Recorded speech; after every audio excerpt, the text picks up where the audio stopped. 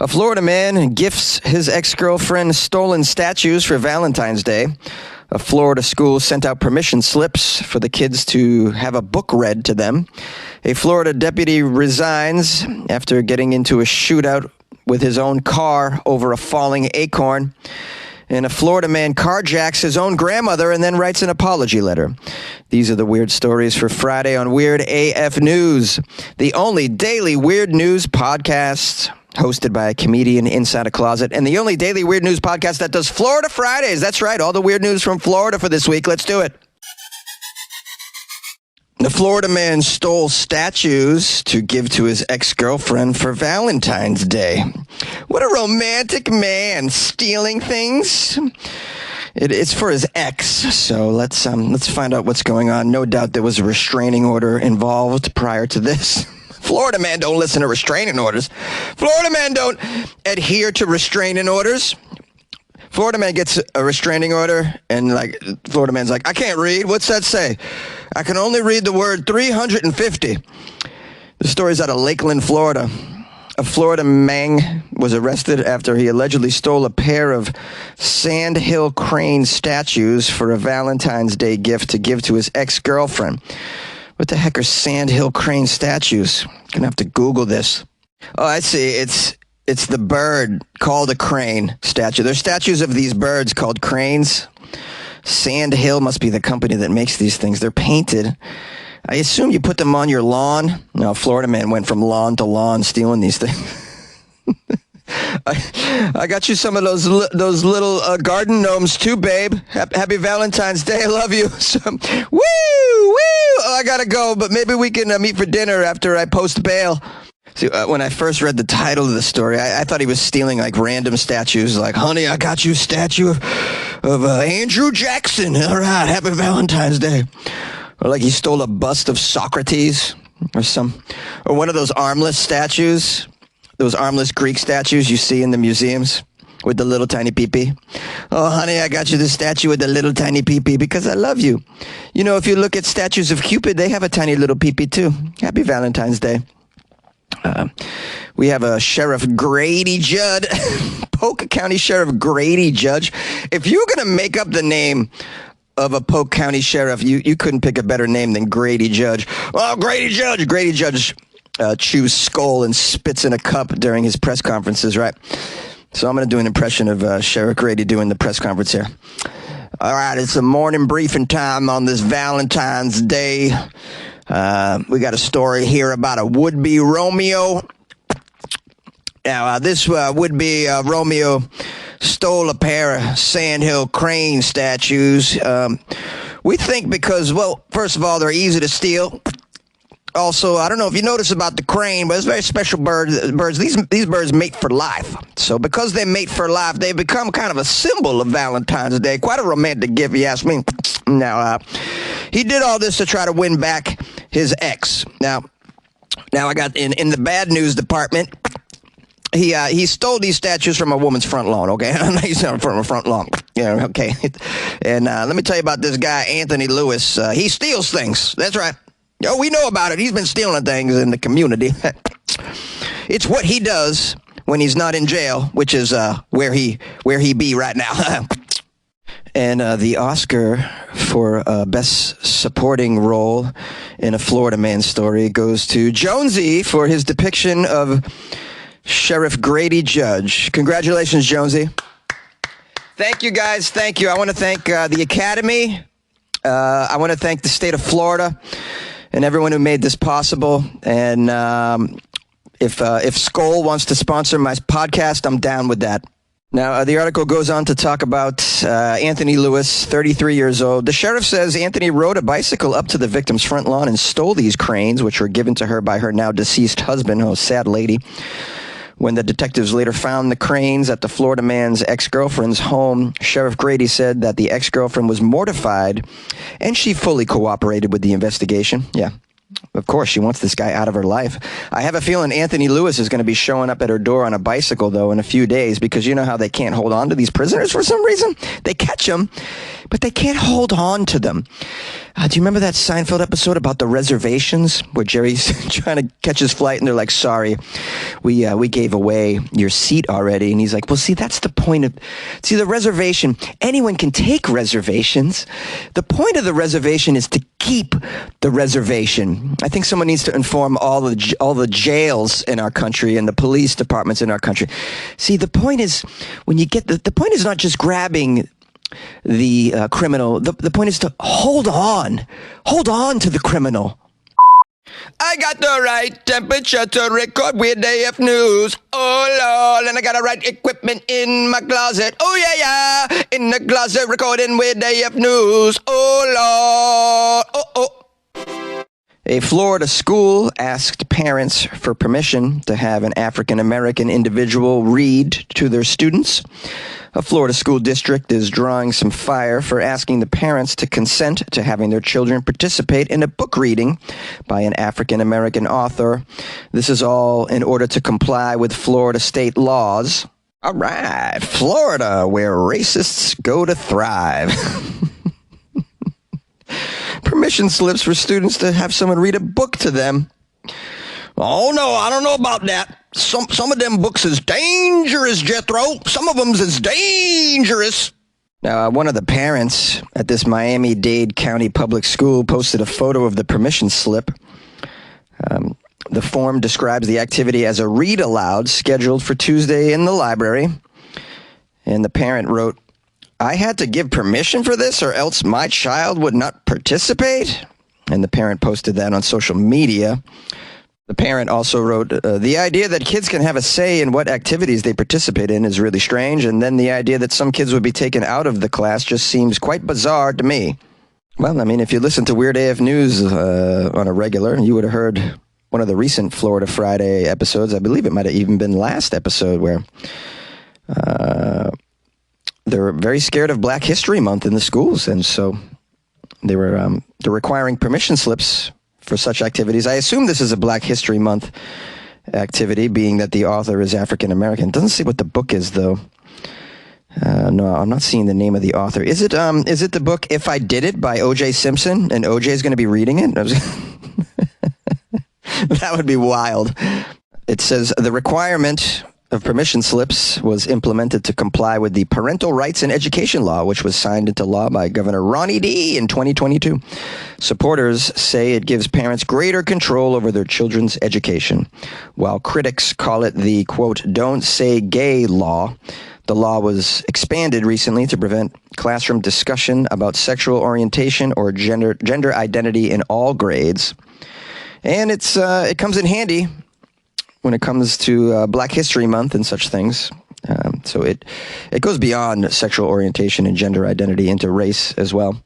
Now, a spokesperson for the Miami-Dade County Public School District said in a statement, we realize that the description of the event may have caused some confusion. We are working with our schools to re-emphasize the importance of clarity for parents in describing activities and events that would require parental permission. However, in compliance with state law, permission slips were sent home because guest speakers would participate during a school-authorized education-related activity. Now, when I was growing up at school, there was permission slips required for field trips all the time. Yeah, that was always a thing. Nothing like this, though, like a reading at the school would have ever required something like that. And to be honest, my parents would have been surprised that I had to bring a permission slip home to hear the reading of a book. But this is what's going on now. And hey, this is outside the ordinary curriculum. So yeah, maybe permission slips are appropriate for anything that doesn't involve the normal class schedule. Got it. So it's a different event. It might even require you to be absent from your normal class to attend this other educational reading or speech or presentation, whatever it might be. In which case, I can see a permission slip coming about. You know, I think the only way I can fairly judge this would be more data. I would like to know if permission slips were sent out to educational related book readings that didn't involve an African American or an African American themed book. And then you could really make an accurate judgment on what's going on here. But I think we need more information here. I think we need more information. But I think, given the overall IQ of the citizens of the state of Florida, can we call them citizens? The creatures of the state of Florida. Given the overall brain capacity, I would like to see the approval of anything involving books with the kids. I'm like, thumbs up. Whatever you want to read to them. Stories of sci-fi stories that take place in another galaxy. Bring it on, bring it on. A Florida policeman empties his gun after an acorn falls on the patrol car. Lots of people feel skittish on the job and can be spooked by the slightest noise. But if you're that kind of person, it might not be a good idea to have a career that lets you loose on the streets with a loaded weapon, perhaps. Something Florida police are likely to consider after a video emerged this week of a Florida police officer firing all of the bullets from his gun and running for cover after he was scared by a falling acorn. Can't make this stuff up, guys. A cop got scared and emptied his gun at an acorn. Well, call me racist, but we all know 90% of violent crimes are committed by tree nuts and seeds, so perhaps this is quite justified. Let's get some more information here. The officer is identified as Florida Deputy Jesse Hernandez. He emptied the clip of his firearm while attending to a call. Hernandez had been attending a call in the area when an acorn fell from an oak tree and struck the roof of his squad car. In body cam footage that was released and shared across social media, I recommend you watch it. It's hilarious. The officer was seen jumping to the ground and shouting, "Shots fired!" after the acorn strikes the roof of his car. He rolls around on the ground. He rolls around on the ground quite a bit. It's like you're watching a point of view camera from a soldier in a war movie. And then he empties his gun. He shoots up his squad car is what he does. He shoots up his entire squad car. While he's firing on the car, we have his assistant, his fellow police officer, also getting spooked because of his actions, and then she starts firing at the car as well. And the real tragedy here is that patrol car was 2 years away from retirement. How sad. Okay, so while the police were firing on the car, here's the other twist. There was someone in the back of the car, Marquise Jackson, a Florida man who at that time was accused of stealing his girlfriend's car. He was in the back of the cruiser. Now, arriving on the scene, officers had already searched Marquise Jackson, handcuffed him, and loaded the accused man into the back of the police car. And despite being cuffed, it was Jackson that the officer apparently thought was shooting at him. So this is a man that's handcuffed in the back of a car. Apparently the officer thought, I don't know, he was shooting bullets out of his ass. I don't know. I don't know what goes on in a police officer's head. I really don't. Nonetheless, Officer Hernandez thought the sound of the acorn landing on the roof of the patrol car was gunfire from the handcuffed man in the back. After hearing the sound of the acorn, the deputy reported that he also felt a tingliness all along the side of his body. He then said that his legs just gave out, and that's when he fell to the ground, assuming that he had been seriously injured by something. Hernandez falls to the ground and yells, "I'm hit! I'm hit! I'm hit! I'm hit! I'm okay. Well, maybe not. I wasn't. I feel weird. I'm hit. No, wait. No, I think I just got a fart." In the video, the other deputies asking, "Where is he? Where's the shooter?" And then Hernandez can be heard replying, "In the car. He's in the car." And then they both start blasting up the car. "So I blasted him. I was just blasting away."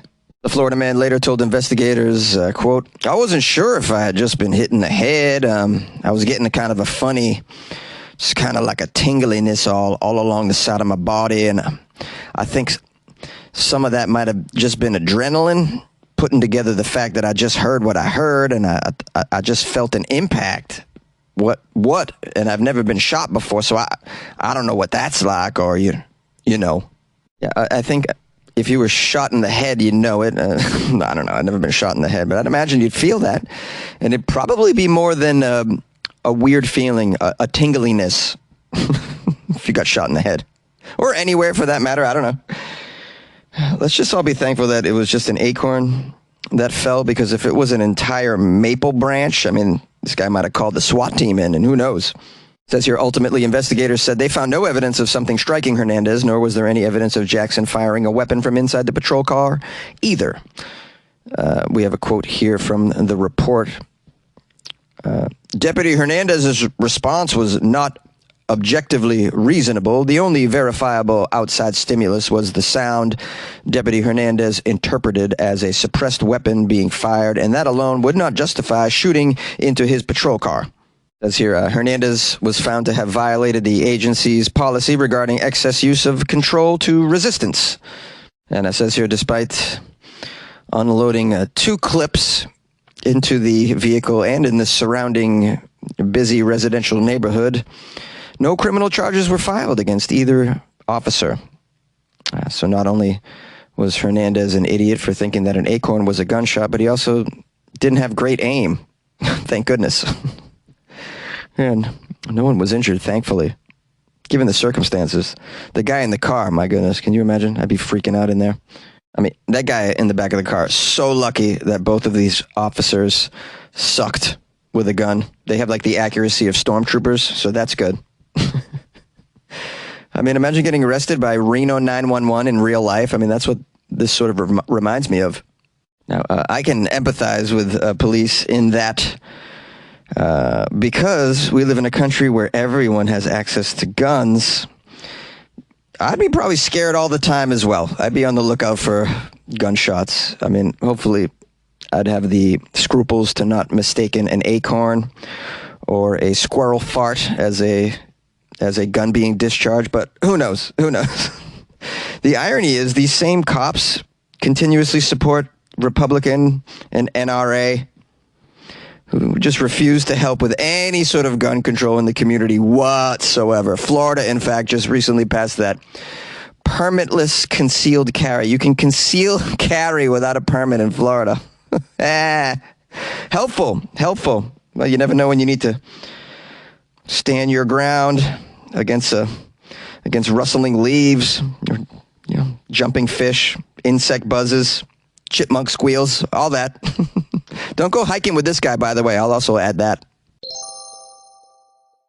Shipping can make or break a sale, so optimize how you ship your orders with ShipStation. They make it easy to automate and manage orders no matter how big your business grows. And they might even be able to help reduce shipping and warehouse costs. So optimize and keep up your momentum for growth with ShipStation. Sign up for your free 60-day trial now at ShipStation.com and use the code POD. That's ShipStation.com with the code POD. Hey, baby, I like weird news. Yeah, I like that weird news. I like that weird news. Yay! A Florida man is accused of carjacking his own grandmother. A Florida man is accused of carjacking his 77-year-old granny and then writing her a 4-page letter apologizing for the incident. Alan Aspinwall was arrested and charged with unarmed carjacking, domestic battery on a person 65 years of age or older, and theft from a person 65 years of age or older after the incident that unfolded, according to police from Lake County. It says at about 10 p.m., Lake County Sheriff's deputies responded to a home in Leesburg, Florida, in reference to a battery and a theft. Deputies spoke with the victim, who is Aspinwall's grandmother. Poor granny. She's the only one in the household that actually owns a vehicle, it seems. She said Aspinwall asked her to unlock her car so he could grab something from the trunk. Ooh, the old trunk trick. Can I borrow your keys? I gotta grab something from the car.